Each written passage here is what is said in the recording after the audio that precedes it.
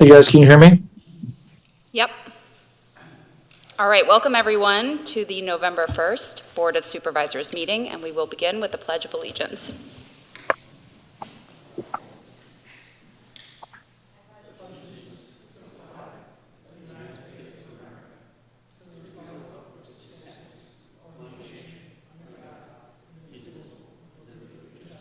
Allegiance to the flag of the United States of America.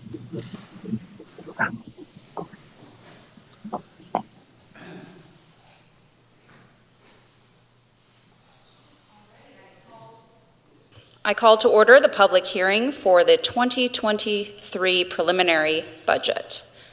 And we'll start with Ms. Koopman. Good evening, everyone. There are 6 exhibits to present this evening for the public hearing on the 2023 preliminary budget. They are as follows. Exhibit 1 is proof of publication of the notice for this evening's hearing in the Daily Local News, dated October 19th, 2022. Exhibit 2 is the proof of publication in the Mainline Times and Suburban. That affidavit is dated October 23rd, 2022. Exhibit 3 is the email notification and distribution list. That is dated October 19th, 2022. Exhibit 4 is the 2023 preliminary budget presentation. That is dated October 6th, 2022. Exhibit 5 is the 2023 preliminary budget message to the Board of Supervisors from Mr. Rocco and Martin. That is dated September 30th of 2022. And finally, Exhibit 6 is the 2023 preliminary budget. That concludes the exhibits for this evening's hearing. Thank you. Do we have a motion to adopt the 2023 preliminary budget? So moved. Do we have a second? Second. Any board comment? Any public comment? All right, Mr. Clark.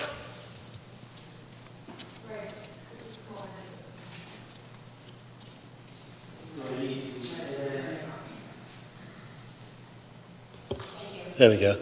I just want to say I understand this is... Oh, sorry. Raymond Clark. Do we need address? 1564 Overlook Place, Malvern. I understand this is a preliminary budget, but I just want to reiterate my concerns that hopefully we will discuss as we go through to the final about the stormwater fund and the fee and how that is all kind of being constructed. And I think that it would be very helpful to have further examination of that. And I'm looking forward to that. Thank you. Any other public comment? All right, hearing none. This is a roll call vote. Supervisor Wysocki? Aye. Supervisor Freed? Aye. Supervisor Miller? Aye. And I vote aye. Motion carries. And now I close the public hearing. Thank you. And I will call to order the public meeting. And we will begin with announcements. The 2023 budget workshop is scheduled for Thursday, November 17th at 10 a.m. in Keene Hall.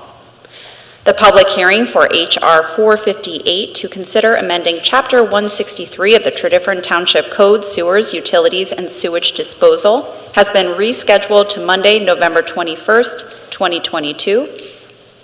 There remain open positions on the Park and Recreation Board, Historical Commission, Libraries Foundation Board, and Municipal Authority. Send your letter of interest and a brief resume to tredyffrin@tredyffrin.org. In observance of Veterans Day, Township offices will be closed Friday, November 11th. And the Pension Trustees meeting, originally scheduled for November 9th, has been rescheduled to November 29th at 7:30 a.m. in the Township building. All right.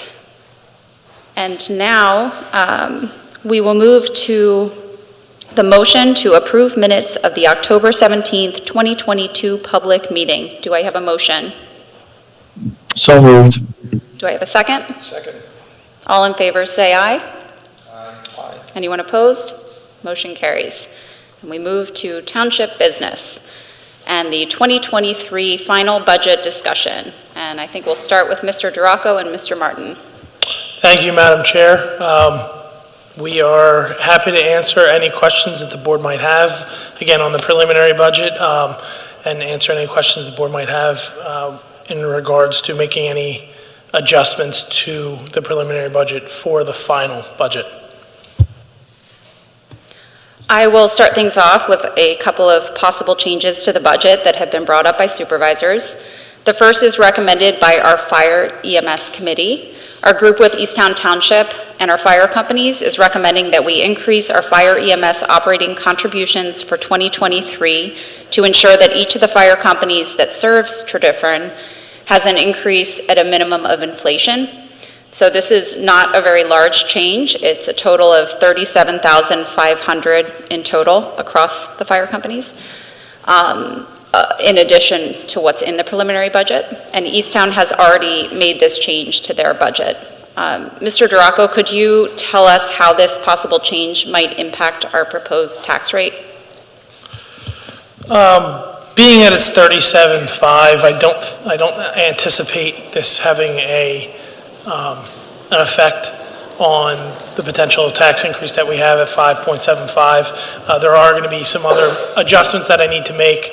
I know our workers' comp renewal came in actually better than expected, so there could be potential savings there that would help offset this increase in the budget.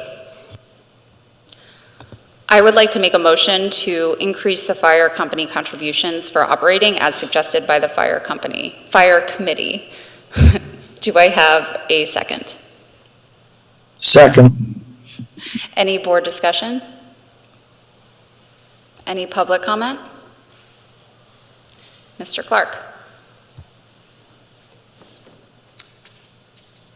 Just one kind of question about that.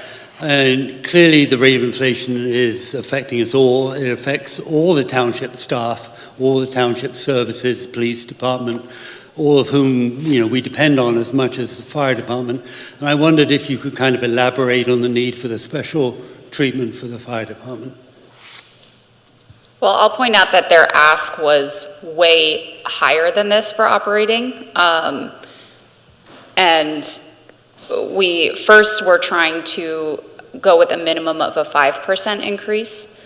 And there was critical mass to increase that to closer to the 8.5, I think is what we were going for. I don't know if any other board comment? Any other questions or comments from the public? Okay, hearing none, we will vote. All in favor say aye. Aye. Anyone opposed? Motion carries. The second possible change I've heard discussed among supervisors is the possible addition of a police officer per the request by Chief Beatty earlier this year. And I have a statement by Supervisor Holt, who couldn't be here tonight. Supervisor Holt continues his support to include at least one new officer in the 2023 budget. Considering the lag in actually getting the new officer on the force, budgeting this expense starting on July 1st, 2023 makes sense. He cites the police department's April 2022 data-driven request for 2 new officers to fill out the transit patrol, thus improving response times and police visibility throughout the township as reasons to include at least 1 officer for 2023. Do we have any other board comment on the budget? Do we have any public comment on the budget? Well, I have a comment on this idea. And I'm super supportive of the police, but I also am very supportive of our taxpayers. What would the ultimate increase be if we were going to incorporate another police officer? Starting salary would be $70,000. Benefits, like tax benefits, health benefits, we would anticipate to be a little over $30,000. While it wouldn't affect the budget for pension next year, we would anticipate that to probably cost the township an additional $20,000 to $30,000 a year. So we're looking in the range between $130,000 total. You know, like training and equipment and, I mean, So we do have, the police we've always had money in our budget for upfitting a new officer. We generally have about enough to cover one additional officer in case there's a retirement within the year that we're not expecting. We always have money in our budget, so that wouldn't affect the bottom line there. And the amount that you just quoted is for a full year, correct? Correct. And- So, yeah, it would be, we would anticipate the need for a little over 1% of a tax increase to cover, the salaries and benefits for an officer for a full year. so our 5.4 or 5.7 increase is now 6.5 or something like that. Yeah, if we're at 5.75 right now, we would, be at 6.75 for a full year. I mean, I'm super sympathetic to this idea of adding an officer, but I just don't think the time is right given what's going on in the economy, what the Fed's probably going to do tomorrow, and the feedback we're getting from residents on the view on the tax increase. And that would be my view at this point. I mean, not to be, it's really hard for me to say this because I'm obviously, been very supportive of everything the police and the fire departments have asked for, but this just feels like maybe not the right time for this. Given what we're doing to the residents? Madam Chair, I agree with Supervisor Miller. Been super supportive of the police, still am. But I'm looking at the tax increase our residents are facing. I'm looking at our budget. I'm looking at needs that we have elsewhere at this time to maintain our current services, and I somehow, I just can't see a 1%, another additional 1% to our 5.7 at the moment. And it pains me to say that, and especially, and I think back to maybe 2015, my fellow supervisor, Mark Freed, led a force for adding, actually it was 3 at the time, to fill in someone who was out and to put 2 new officers in and make some other changes to help the department. And that was the time then. That was the time then, as I see it. But the effect on the residents with our taxes, where we are today, where we are as a township, I don't think the time is right now. And I know that Supervisor Holt, I'm sure will have more to say about his position, and we can talk about it more then. So I just wanted to go on the record now, so thanks. Madam Chair, so just since my name came up, briefly, yeah, I mean, as Supervisor Wysocki said, he and I both worked very hard to get increase of a number of police officers, and I think I'm not going to repeat everything everyone said. I think we're all very supportive of our police department, but I think knowing, and this fits in with one of the earlier comments, I mean, we're already looking at a pretty significant tax increase because of all the pressures that we're feeling, with inflation and everything, as was pointed out. Everyone's feeling inflation, and it's just not the right time at this time, in my opinion. All right, and we can continue that discussion when we have Supervisor Holt here to talk as well. Any other comments from the public?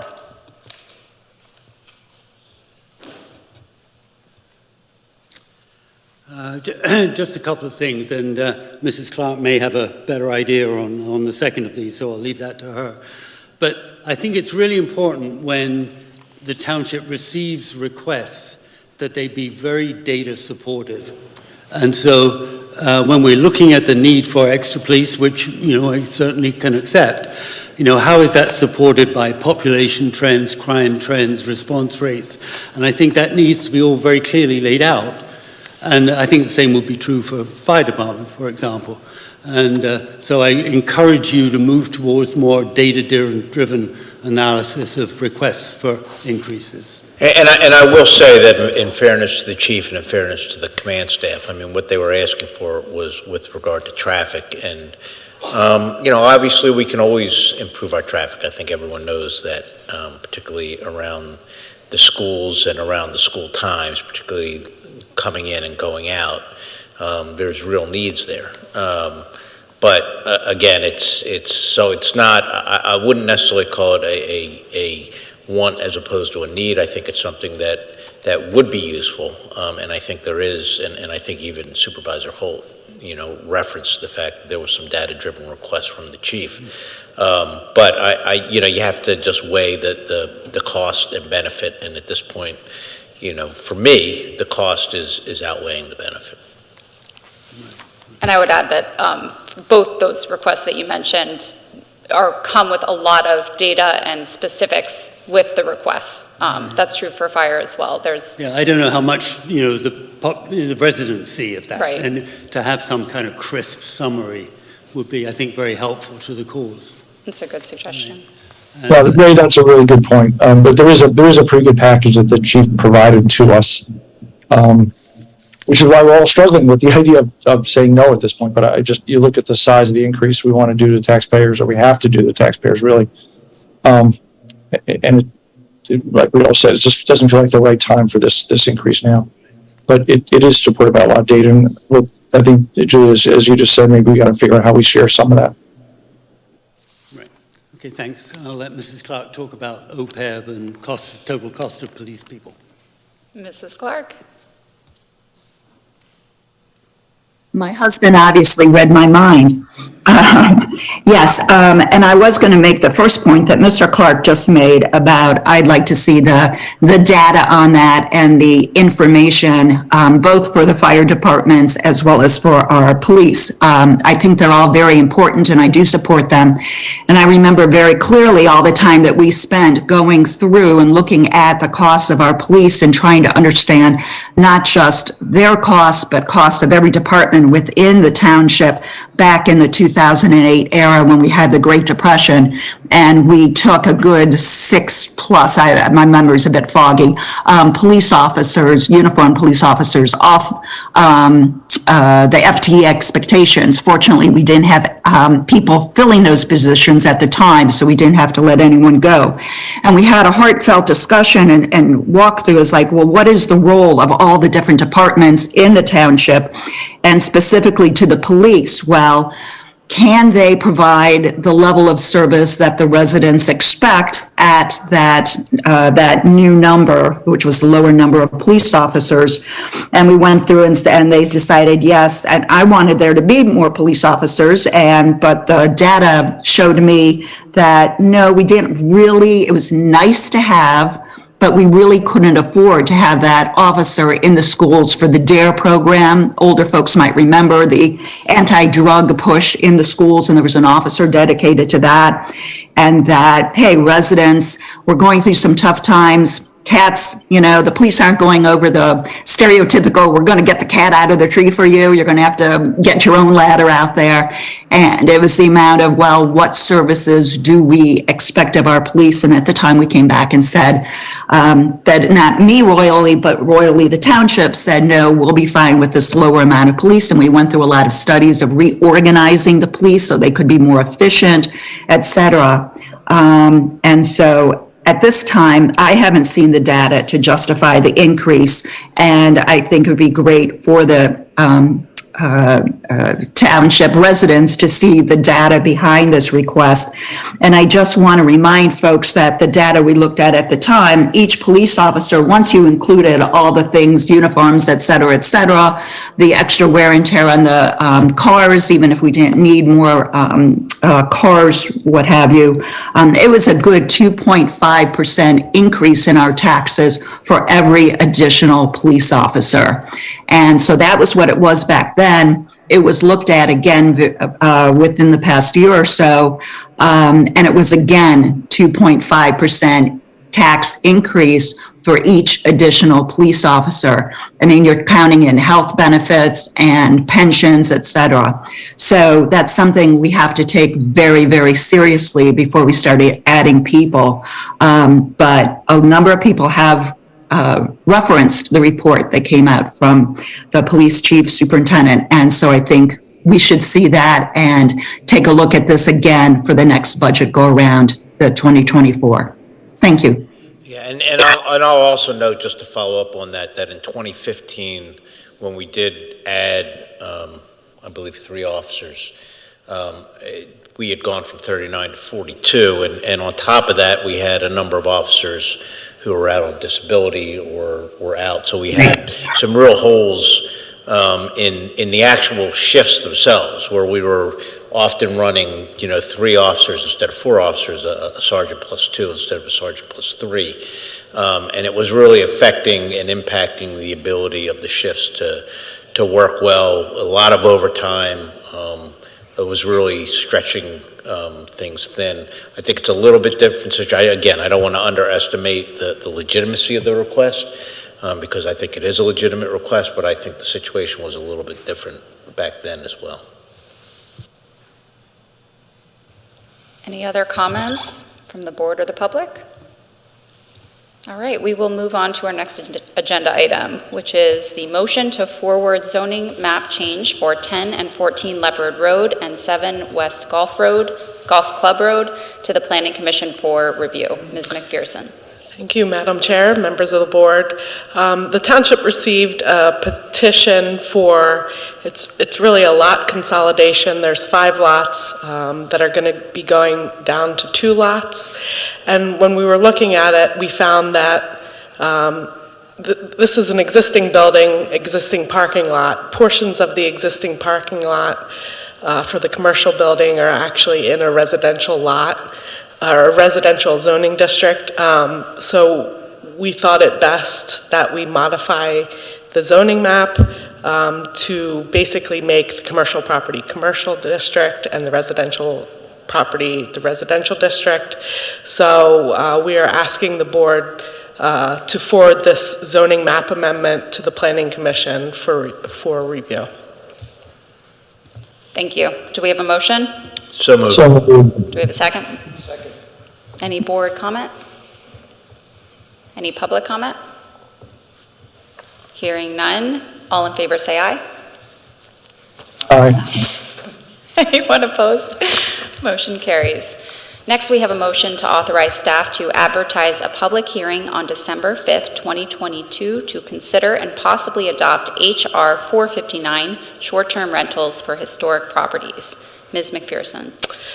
Thank you, Madam Chair, members of the board. Yeah, this amendment, this zoning amendment, the subcommittee has been working on for the majority of the year. Basically, this ordinance will allow short-term rentals in historic districts in the R1 and R1 half. So we were basically requesting that the public hearing be set. Thank you. Do we have a motion? So moved. Do we have a second? Second. Any comment from the board or from the public? Hearing none, all in favor say aye. Aye. Anyone opposed? Motion carries. Next, we have a motion to authorize staff to advertise a public hearing on December 5th, 2022 to consider and possibly adopt H.R. 460, short-term rental registration. Ms. McPherson. Thank you, Madam Chair, members of the board. Yeah, this is kind of a companion piece to our short-term rental where we're looking to have standards for creating a permit. So those short-term rentals will have to register, sort of like student housing rentals, how we have an ordinance for that. So we're requesting, again, the public hearing for that standalone ordinance. Thank you. Do we have a motion? Do we have a second? Second. Any board comment? Any public comment? Hearing none, all in favor say aye. Aye. Anyone opposed? Motion carries. Next, we have a motion to authorize staff to advertise a public hearing on December 5th, 2022 to consider and possibly adopt HR 461, compatible multifamily dwelling or apartment house. Ms. McPherson. Thank you, Madam Chair, members of the board. Yeah, this was a petition from an applicant. Basically, it's adjacent to the existing Lifetime Fitness. They were looking to create an apartment in the office district. This would be a new zoning use. So it's kind of it's a compatible multifamily apartment house that would have to be in conjunction with a property like Lifetime Fitness facility, or it can also be a hotel. So this has gone through the Planning Commission. There was some modifications made through that process, but right now we're looking again to request that the board hold a public hearing for that zoning amendment. Thank you. Do we have a motion? So moved. Any board comment? Any public comment? Hearing none, all in favor say aye. Aye. Aye. Anyone opposed? Motion carries. Next, we move to a motion to approve temporary construction access easement agreement between resident at 138 Pugh Road and Tredyffrin Township for the Pugh Road culvert replacement project. Mr. Burgo. Madam Chair, members of the board, the following is a temporary construction and access easement agreement. As part of the Pugh Road project, we recently had our contractor, Richard E. Pearson, start work on the project. They ran into a issue with providing safe access through the driveway that currently exists, which is right up adjacent to the culvert that's being excavated. So in order to perform the work activities, we needed a temporary construction access easement. Basically, this is a temporary driveway relocated over the creek, just about 30-some feet to the east of where the current driveway is. It will be for about 2 months approximately in use. We went through a really quick turnaround on a number of issues last week. We got a permit from DEP for this, and we did meet with the neighbor whose property this is on. There's about 8 feet of additional area outside the Township road right away that we need the easement for. And the resident met with us over several days. We provided a draft easement to the solicitor's office. Ellen and I worked on that, and she did review and add comments. We finalized it. We spoke with the resident. They reviewed it, and we did get their signature on Friday of last week. So we're just asking for the board to approve this temporary construction easement. Thank If you you. have any questions, I can certainly answer. Do we have a motion? So moved. Do we have a second? Second. Any board comment? Any public comment? Hearing none, all in favor say aye. Aye. Anyone opposed? Motion carries. Next, we have a motion to authorize costs associated with emergency sanitary sewer replacement at Bay Colony. Mr. Fitzgerald. Thank you, Madam Chair, members of the board. During a routine inspection of a sanitary sewer line in the Bay Colony Corporate Center off Sweets Road, we noticed there was 70 feet of sanitary sewer line that was damaged. So we're going to have to get that replaced. We contacted BJ Riley. We also noticed there was a manhole there that was exposed, so we're also going to armor around that to protect it from any future damages. The cost estimate for this project is $59,700. After further investigation, we don't feel there's any sinkholes or anything else that have caused the damage, so we should be good. Thank you. Do we have a motion? So moved. Do we have a second? Second. Any board comment? Any public comment? Hearing none, all in favor say aye. Aye. Aye. Anyone opposed? Motion carries. We move to new matters. Do we have any board member new matters tonight? Do we have any citizen new matters tonight? Ms. Clark.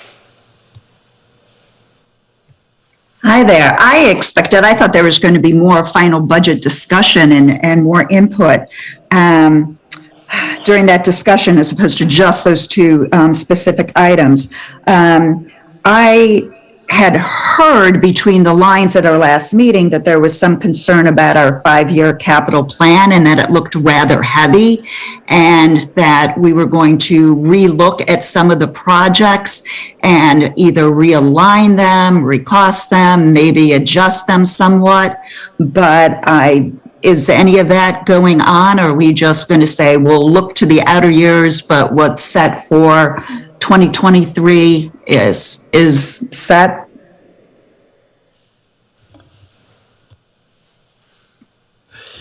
Hi, Carol. So when we've planned, when we do the 5-year capital plan, we try to really focus in on, the current budget, so for this year, it'll be the 2023 year and 2024, and really try to focus on what we think is realistically going to happen.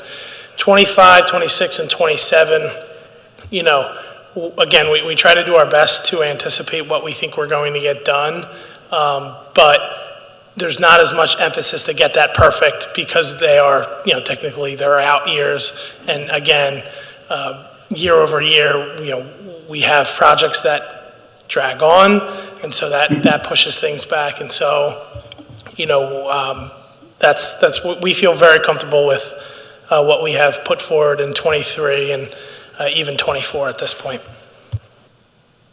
Okay, thanks. You look snazzy, by the way, Joe. Thank you. There. I do want to make sure also that no one can construe any of my comments earlier about being against investments in the police or the fire department. I support them, but I am analytical, and I like to see the data and understand clearly where that money is going, and that we can really justify it to the rest of the public. And related to that is an outstanding question that I have that I hope can be discussed in the future. And this is in regards to the fire department, specifically with the addition of the new land that we found available, and we purchased 1.8 million recently, and that some of that will be used for Berwyn in a new substation or a new station. But where are we going to get the funds to help them? Where are they going to get the funds to help build that? And has there been any serious rethink of the plans in the main station where we're supporting them with the $3.1 million this year? How, with the new addition of this land in a new location, how that might impact their plans for building and putting what they want into where the current station is, versus maybe some of those things would be going into the new station. So I guess with all of that, the question I'm asking, has there been a discussion in the fire department in coordination with the township in terms of what they want to put up there, what, very general big numbers that they would be asking for, and how we get those funds for them? And if there's an opportunity to rethink what we're doing down in the main building to reallocate some of that funding towards the new location. So I'll answer that. Our infrastructure meetings over the past couple of years involved both of those phases. So the design of the building at Bridge Avenue factored in a substation. So the size of that, what's in it, always factored in the presence of a substation. Now, one thing that this land does is it delays the urgency for constructing a building down there, because the current building that's on that land, the Boy Scout property, is actually an upgrade. It's a large space. Berwyn Fire Company will be moving the substation that's currently across from Gateway to that current building over the coming months, so you'll see that change soon. They'll be putting a pole barn, I believe, up for the apparatus. And they will be moving into the bottom floor as the Boy Scouts continue to rent the first floor. And having been through that building, I'll say the bottom floor is a ton of space. It's really nice. There's even a shower, nice bathrooms, kitchen, bedroom. So it puts a nice temporary solution. And I think until we complete the process up at Bridge Avenue, we probably won't have serious discussions on the construction. Although we have, in our initial infrastructure meetings, there was a lot of thought into what might go into a substation, and we will revisit that when we hit that stage. Madam Chair, I'm sorry, go ahead, Carol. Oh, I was just going to say that's excellent. I appreciate hearing that depth of information and background and what you've been working on. That's some of what I've been looking for. Yeah, and I'll just say, I'm not on the fire committee for 2022, but I was in for a few prior years, and the issues with, as the chairwoman said, the two, both the substation and Bridge Street, were always sort of discussed in tandem. And I think it's worth noting that the substation, the original plans were much bigger, and we kept, I think through pressure from both Easttown and Tredyffrin, tried to, what I would call, right-size the proposals and make them truly a substation. I do think that Bridge Street clearly needs work. There's really no way around that. I mean, it's an old building, unless you're going to completely abandon it, and I think it's a good location, and it's too valuable to both Tredyffrin and Easttown to just abandon it. So I think what we tried to do was make sure we could do the upgrades to Bridge Street, but recognize that what will be the substation in Tredyffrin is truly a substation and not another equal, main station like Bridge Street. And I'll add that the station up at Bridge Avenue is not an increase, a massively increased size. So it's not meant to be the sole operation. Like, again, I said it before, but it was always meant to complement the operations of a substation. Any other? Oh, go ahead.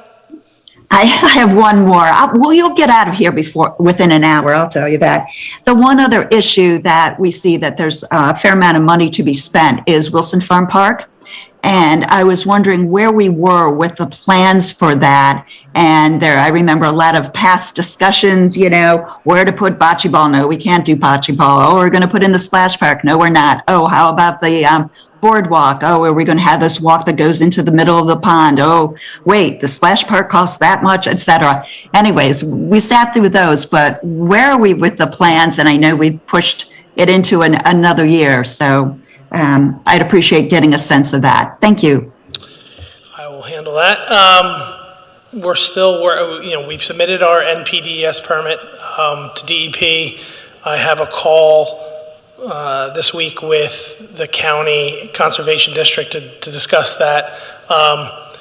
We're on hold until we get that permit from DEP, and then DCNR will hopefully give us the green light, which will allow us to bid the project out. At that point, Carol, I would anticipate that we'll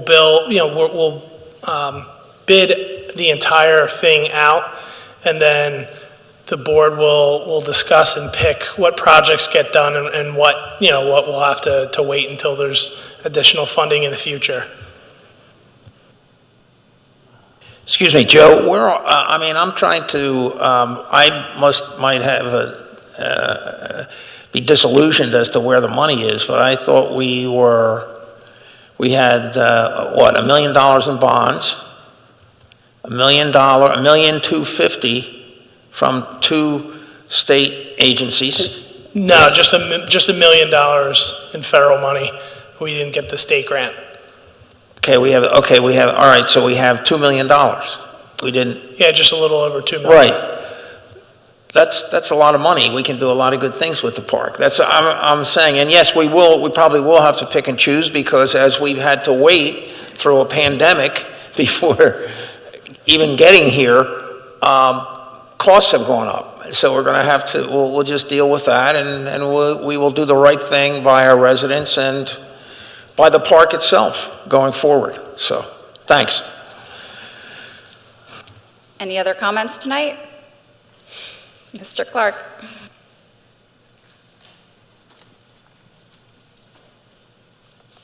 It really wasn't exactly clear what is going to be bid as part of all of that. And I would just put in something that really wasn't part of the original plan, but should be thought of is, are there opportunities to improve the stormwater management that comes from the park through the basin and out back into the Chesterbrook developments behind that? And can that be one of the options that gets folded into this? And, are we going to evaluate, bocce ball courts or splash pools against something like what has to be bid out is everything that we put in the grant application, which was everything that we included in the master plan that the board approved. Addressing the stormwater, a lot of that flow does not come from within the park.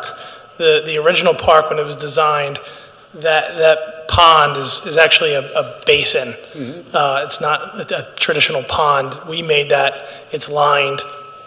The stormwater is designed to go there from the park. The flow you're talking about is really the flow that's coming from 202 and on the other side of 202 down the hill, under 202 and through our park. So unfortunately, the stormwater that's going to be included in the project is to handle things that are designed within the project plan, which is the pickleball courts, splash pad, etc. Yeah, I mean, I certainly do understand that obviously there's a lot of flow that comes off of 202, but anything that can be done to minimize the impact that comes from the park, but there is obviously some. I am concerned that, and I don't know when the right point to have this discussion is, maybe it's the budget workshop, about the stormwater fund and how that's being accounted for and what expenses are being loaded into that for next year, and whether the stormwater fund is burdened with a year's worth of expenses when there's no revenues for 2023. Is that really a fair way to start the stormwater fund, and what in fact are the expenses that go into that first $1.2 million I think it is, and I'm worried that in the long run, getting the balance of the three-legged stool that Steve has talked about, flood reduction, regulatory, and infrastructure, is going to be very hard to achieve if we don't set it off absolutely right. And I'd like to be sure that everybody is confident that it is set off right. So, I mean, I can address what's, on the operating side, it's the staffing and it's an operating budget, that's needed to be provided to handle certain requirements that we have under our MS4 permit. That's another part of this fund, is not Right. just, pollution, not just the flood reduction, but, pollution reduction under MS4. So, this provides the staff and the operating budget that's needed, as well as, it addresses, gives us money to address certain infrastructure that's going to be, needed to be repaired as well. And then on the capital side, we have $1.6 million in projects. Some of that is the fee, getting the fee structure itself up and running, but there's also projects that Steve's identified that are included in there. And I'll add, I mean, and it is a delicate balance, and I think you're absolutely right. One of the things that we talked a lot about and that we struggled with is, there's this desire to get started on projects, and there's a desire to get the fee structure in place. You could wait until you've got your fee structure in place go through, get your bills out, wait till the money comes in, you're a couple years down the road before you do any projects. I think what the goal is to try and balance starting the projects with getting the fee structure in place. So, Right. you know, but that is the balance. And I'm that's 100% supportive of, starting the projects like Willis Lane, for example. I mean, that's, moving on down the path. That's a really important project. I think it would be nice to see, like, a bit more detail of the accounting behind that stormwater fund, and maybe the budget workshop is a place for that. Just to, there was a lot of effort from all over the community into that task force, and just seeing how this is all panning out, I think would be very helpful. Yeah, Ray, this is David. I would agree that we should give you that information. I mean, I did sit down with Joe and go through it and feel comfortable with what we're doing. But I think, especially given all the work that the public did, that's a fair request. Could I just go back to something that was asked earlier, which is about the sheet flow that comes off of Wilson Park into the Chesterburg neighborhoods? And I don't know, I'm not sure I heard the exact answer. Are we going to try to address some of that with this park refresh or not? I mean, we're spending a lot of money to fix the culvert that goes under Chesterburg Boulevard, primarily because of the huge volume of water that comes through that creek. So are we going to do something to address that flow or not, I guess? No. Not in the Wilson Farm Park proposal. Basically, it's tied to the grant application. So at this point, that money is tied to the specific projects, and we can choose among those projects. And Madam Judge, there will be stormwater done for anything that's done as part of that project. So that will be stormwater done work related to that project, but not what's existing. Now, if it turns out that it's possible for our expert engineer over here to take a look at that and say, oh, for 50 grand, I would do this, maybe that's worth investing township money in, if it's efficient to do that at the same time as lots of other things. So that makes sense to me. Yeah, I mean, you're talking about economies of scale. Right. Yes. And trying to, and that makes sense. I mean, I would agree with Ray here, because it is a significant problem. I mean, the amount of water that comes in, it does sheet flow straight off the park into the Chesterburg neighborhood. It just comes that way. And I see that Mark is on the call here. I don't know if he has anything, Mark Lewis, to add to this as being a recipient of any of that. Probably not. Anyway, thanks for listening to all of that. Thank you. Any other citizen new matters tonight? All right, hearing none, do we have a motion to adjourn? So moved. Do we have a second? Second. All in favor, say aye. That concludes our meeting. Go Phillies.